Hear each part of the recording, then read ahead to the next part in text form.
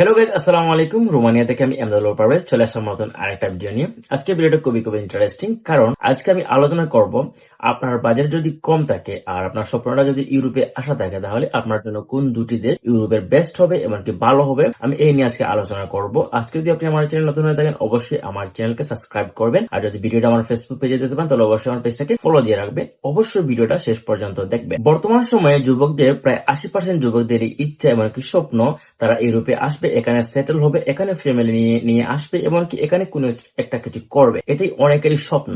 এই স্বপ্নটাকে বাস্তবায়ন করার জন্য বর্তমানে বাংলাদেশ থেকে আপনারা যে স্পেন, পর্তুগাল, ফ্রান্স, ইতালি এরকম দেশে আসার জন্য আপনারা অ্যাপ্লাই করতেছেন বা করবেন, সেক্ষেত্রে কিন্তু আপনারা ভিসা পাচ্ছেন না বা ভিসা দিচ্ছে না, কারণ তাদের দেশে পর্যাপ্ত পরিমাণে শ্রম দরকার নেই, সেজন্য তারা ভিসা দিচ্ছে না বা অনেক ধরনের জটিলতা আছে সেইগুলো দেশে যেতে হলে। সো আপনারা ইজিলি এমনকি কম বাজেটে আপনারা কোন কোন দেশে অ্যাপ্লাই করতে পারবেন এবং কোন দুটি দেশে আপনার জন্য বেস্ট হতে পারে 2026 সালে, আজকে আমি এই বিষয় নিয়ে আলোচনা করব। প্রথমে আমি বলে থাকি যে প্রথম ইউরোপের অন্যান্য দেশ যেমন ধরেন রোমানিয়া, বুলগেরিয়া, এগুলাতে কিন্তু বিগত 2 থেকে 1 বছর আগে ভালো হারে কিন্তু বাংলাদেশ থেকে ভিসা দিয়েছিল।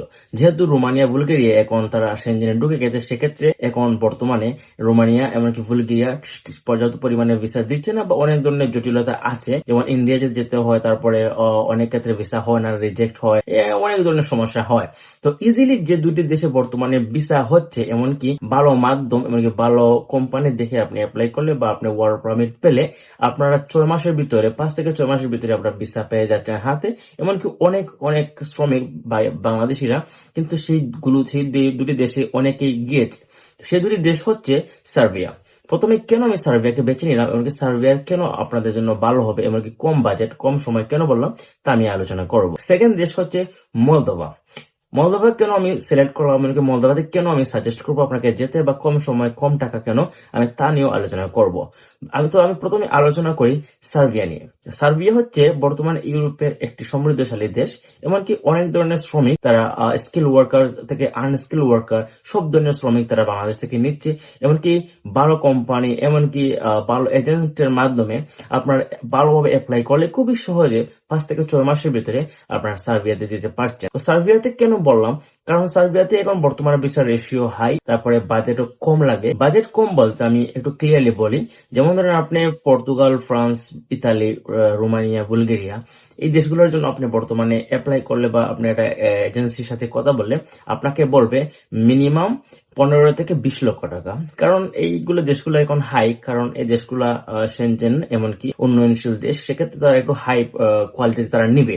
সো হাই কোয়ালিটিতে নিলেও কিন্তু আপনার যদি বাজেট 10 লাখের মতো থাকে, মানে 10 লাখ থাকে, তাহলে কিন্তু আপনি সার্বিয়ার জন্য ইজিলি আপনি অ্যাপ্লাই করতে পারতেছেন বা সার্বিয়ার জন্য আপনি ফাইল জমা দিচ্ছেন। কারণ বর্তমানে ম্যাক্সিমাম এজেন্সিগুলো 10 লাখ টাকার ভিতরে, 10 লাখ টাকা উপরে নিচ্ছে না, তবে 10 লাখ টাকার ভিতরে অনেক এজেন্সি কিন্তু সার্বিয়ার ফাইল নিচ্ছে। তো আর অনেক এজেন্সিগুলো 10 লাখের উপরে নিচ্ছে, যাদের রেশিও ভালো, যাদের কাছে ফাইল সাবমিট করলে তারা ভিসা গ্রান্টে দিতে পারে, সেগুলো এজেন্সি কিন্তু 10 লাখের উপরে নিচ্ছে। তবে ম্যাক্সিমাম এজেন্সিগুলা 10 লাখের ভিতরে তারা নিচ্ছে। সো 10 লাখ টাকা বর্তমানে ইউরোপে যাওয়ার জন্য আমি মনে করি একটা হাই অ্যামাউন্টও না, আবার লো অ্যামাউন্টও না।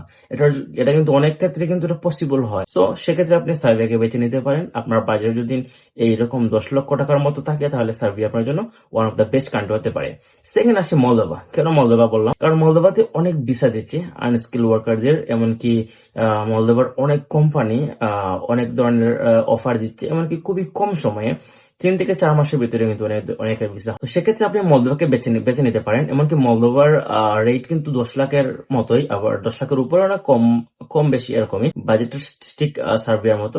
সো বাজেটটা অনেক হাই না, এমনকি কম সময় লাগছে, এমনকি ভিসাও হচ্ছে, এমনকি ইন্ডিয়াতে যেতে হচ্ছে না বা আপনাকে কোনো প্রেশানি করতে হচ্ছে না বা দিকে দৌড়াতে হচ্ছে না। আপনার জাস্ট ফাইল সাবমিট করলে আপনার এজেন্সি আপনার ফাইলগুলো তারা সাবমিট করে ওয়ার্ক পারমিট এনে আপনার ভিসাটা স্টিকার করে এনে আপনার হাতে দিয়ে দিবে। সো ইজিলি অনেক ধরনের ক্রাইসিস নেই এখানে, বা আপনাকে অনেক ধরনের সমস্যা সম্মুখীন হতে হচ্ছে না। সো এই দুটি দেশ কিন্তু খুব ইজিলি আপনি ভিসা পেয়ে যাচ্ছেন ইন্ডিয়াতে না গিয়ে, এমনকি আপনাকে সরাসরি এমবাসি ফেস না করে আপনি এই দুই দেশের ভিসা আপনি হাতে পাচ্ছেন। এমনকি ভিসা রেশিও কিন্তু বর্তমানে ভালো আছে।